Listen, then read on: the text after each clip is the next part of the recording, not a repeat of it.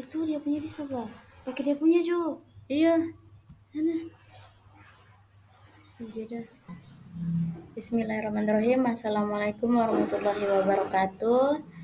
Eh, yang saya hormati Ibu Nazma selaku dosen pengampu mata kuliah mikrobiologi pangan. Di sini kami akan menjelaskan mengenai mikrobiota pada lansia, bayi dan juga populasi rentan.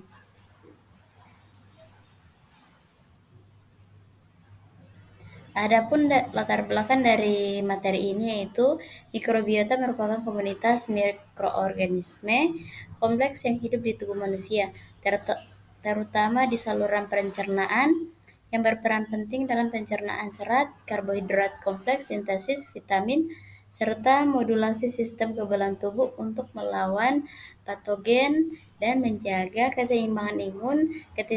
Ketidakseimbangan mikrobiota atau disbiosis dapat menyebabkan berbagai penyakit seperti radang usus, alergi, obesitas, dan diabetes, sehingga pemeliharaan mikrobiota melalui pola makanan sehat, konsumsi probiotik, dan gaya hidup yang baik sangat penting untuk menjaga kesehatan secara menyeluruh dan meningkatkan kualitas hidup terutama pada kelompok rentan seperti bayi, lansia, dan juga pasien dengan kondisi kesehatan khusus.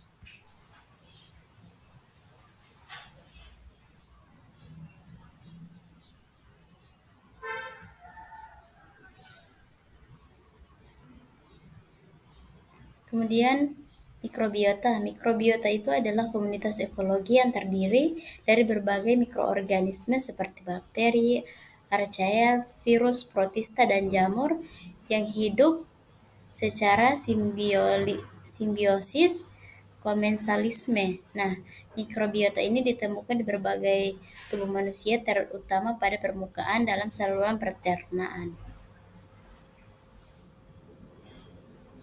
Kemudian adapun klasifikasi dari mikro ini sendiri seperti bakteri itu organisme bersel tunggal, kemudian protista itu organisme yang umumnya terdiri dari satu sel yang mempunyai inti sel yang bermembran. Kemudian ada fungi, organisme eukariotik yang bersifat uniseluler. Nah, yang terakhir yaitu virus partikel mikroskopis yang terdiri dari materi genetik berupa DNA dan juga RNA. Ada struktur dari mikrosel itu sendiri seperti dinding sel, membran plasma, sitoplasma, dan juga nukleus.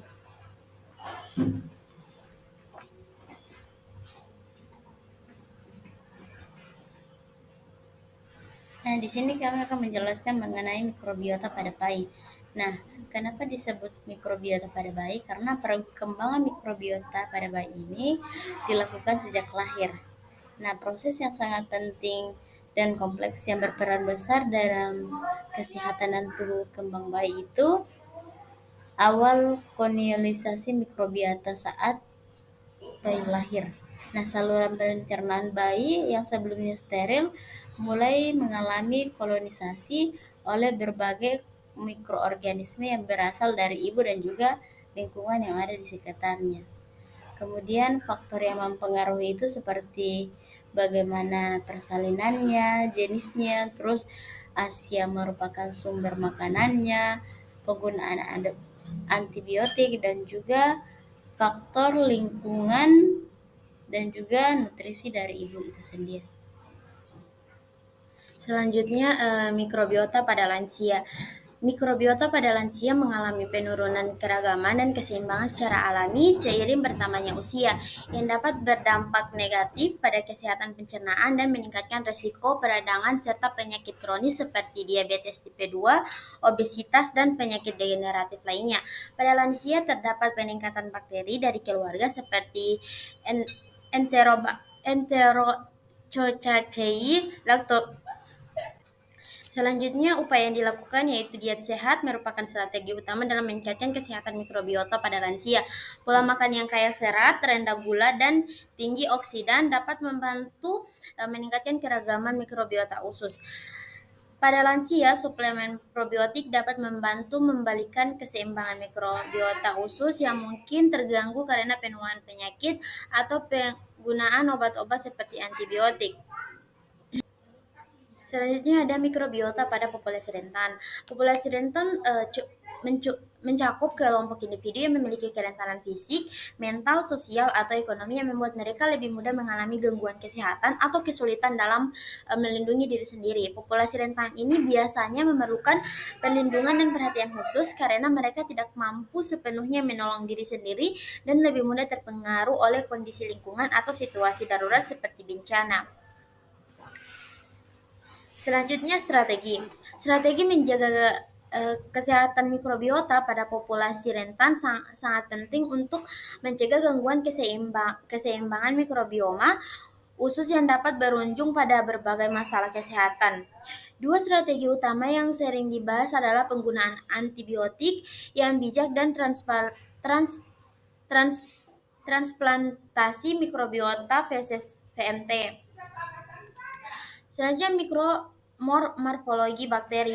Morfologi bakteri merupakan kajian tentang bentuk, ukuran, dan susunan fisik bakteri yang dapat diamati secara mikroskopis dan menjadi ciri khas penting dalam mengidentifikasi serta klasifikasi bakteri.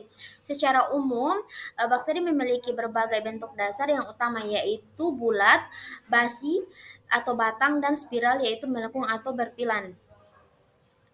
Selanjutnya, fisiologi pertumbuhan bakteri. Fisiologi pertumbuhan bakteri merupakan kajian mendalam mengenai proses biologi dan mekanisme yang mengatur peningkatan jumlah sel bakteri dalam suatu populasi, yang sangat penting untuk memahami dinamika mikrobiota dalam berbagai kondisi, termaksud pada bayi, lansia, dan populasi rentan.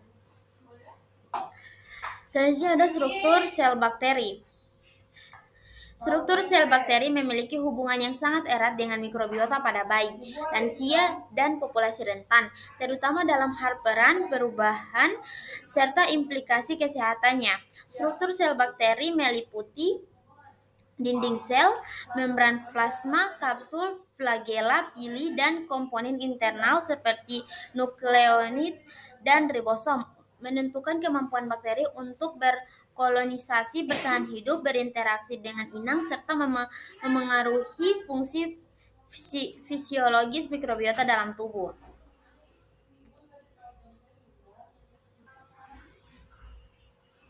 Baik, itulah presentasi dari kelompok kami. Lebih dan kurangnya kami mohon maaf. Wabillahi taufiq wal hidayah. Wassalamualaikum warahmatullahi wabarakatuh.